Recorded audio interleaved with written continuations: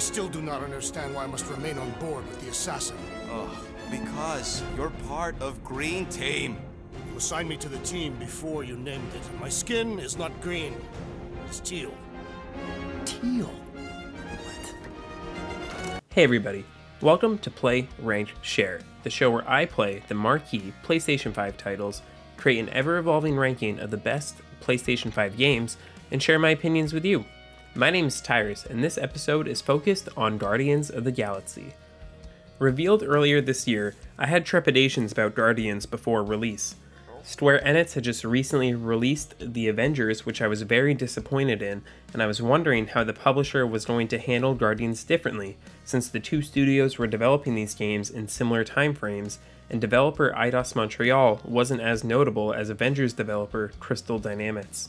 I'm happy to report that my preconceived notions of Guardians of the Galaxy were wrong, and that I've thoroughly enjoyed my 15 hours with the game. Guardians is a wonderfully designed, single-player action-adventure game with some of the best character work in a game this year, and I think this game is unjustly being left out of the Game of the Year discussion. One comparison I've heard about Guardians of the Galaxy that I agree with is that the game is in some ways similar to the Uncharted franchise. What that means to me is that the standout portion of the game is the world building, set pieces, and character interactions, and less so on gameplay. That's not to say that the gameplay of Guardians is bad, I just don't view it as the backbone of the game like I would in other PS5 games like in a Returnal. As Star-Lord, you have both a standard shot and elemental powers to slow enemies down. But most damage will be done through a team management system that seems a little similar to Final Fantasy VII Remake. Each Guardian has 4 abilities that can do crowd control, increase enemy stagger, or deal massive amounts of damage. This system is fun to experiment with, and throughout the game you learn different combos you can use quickly to take down a horde of enemies. We need a better plan of attack. Yes. Ideally, one that guarantees my safety as leader.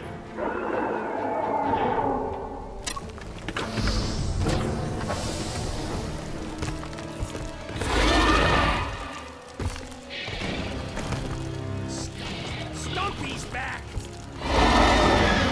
Eidos Montreal was very smart to make sure the plot of this game stays far away from anything resembling a plot in the MCU.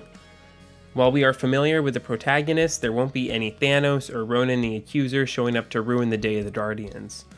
Characters featured outside of the Guardians are mostly characters who have never appeared in the MCU. That's not to say the game doesn't have Easter eggs, it's chock full of references for both an MCU fan and an avid comic book reader. The game also adds narrative and dialogue choices in the game. I thought this was an interesting touch, adding a gameplay mechanic normally reserved for purely narrative-focused style games or massive RPGs. What do you do not have time to dawdle in this jungle?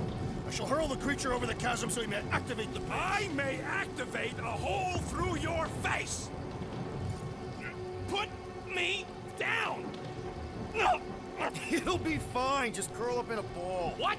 Drax, throw him. No! Very well! Peter? It's okay. He'll land on his feet. I guess that only applies to cats. The general plot of Guardians is set in stone. There are not huge implications to the story based on the decisions you made, but it does help flesh out your Peter Quill and gives you some autonomy in creating the version of the character you want.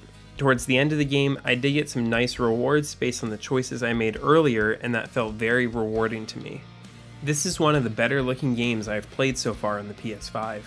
Our rowdy group of misfits often find themselves on worlds with vibrant landscapes and shows off an impressive variety of different creatures to battle. The Guardians also have excellent character designs themselves. In particular, I think they nailed the design of Rocket Raccoon, since characters with fur are normally harder to make.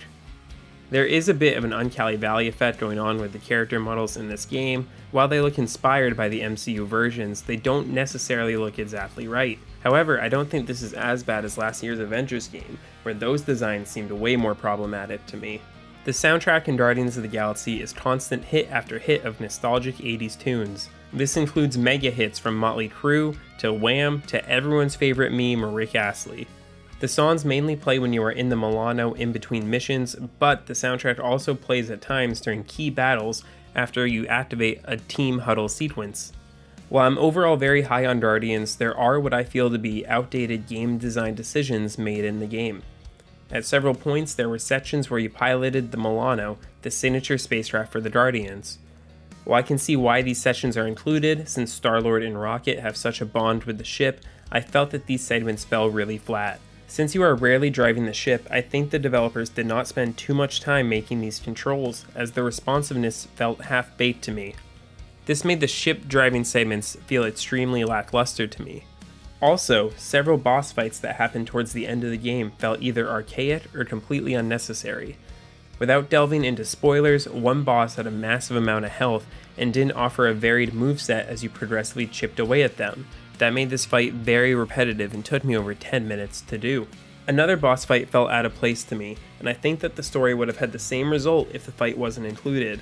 These aren't overall huge issues to have with the game, but they were segments that took me out of my enjoyment and seemed to slow the pace of the game down. Just like the movies, Guardians of the Galaxy focuses on a cast of characters that are filled with heart. This dysfunctional team is hard to root against, and Eidos Montreal has nailed the tone that is necessary to have with these characters. I was consistently laughing throughout the game, a rare feat to pull off for a AAA game. The campaign can feel meandering at times, but overall tells an impactful story that includes serious tones, such as dealing with the loss of loved ones. Guardians doesn't attempt to reinvent the wheel in terms of action-adventure game design, it instead seems to borrow elements from some of the best games in the industry. The end result is a quality adventure that I thoroughly enjoyed, and I hope that Eidos Montreal gets to create a sequel so I can spend more time in the universe they created. Overall, I think Guardians of the Galaxy is a very great game, and I give it a score of 8.5 out of 10. When it comes to ranking Guardians of the Galaxy, I'm looking right towards the top of that list for where it belongs. Single-player action-adventure games are my favorite genre, and I enjoy games that push narrative design. While it does not do anything stand out, this is a very solid game with great writing and just has some outdated and underdeveloped sections that are not prominent at all. I have decided to rank Guardians of the Galaxy at number 5 on my list of best PlayStation 5 games. If you are looking for a humor-packed story with a grand adventure, I highly recommend picking up Guardians of the Galaxy. You won't be disappointed in what I think is one of the best games that come out in 2021. Thank you for watching this episode of Play, Rank, Share. Make sure to subscribe and ring the bell to be notified when future episodes are released. Many future episodes of Play, Rank, Share are in the pipeline, and this includes Ratchet & Clank Rift Apart, Resident Evil Village, and Battlefield 2042.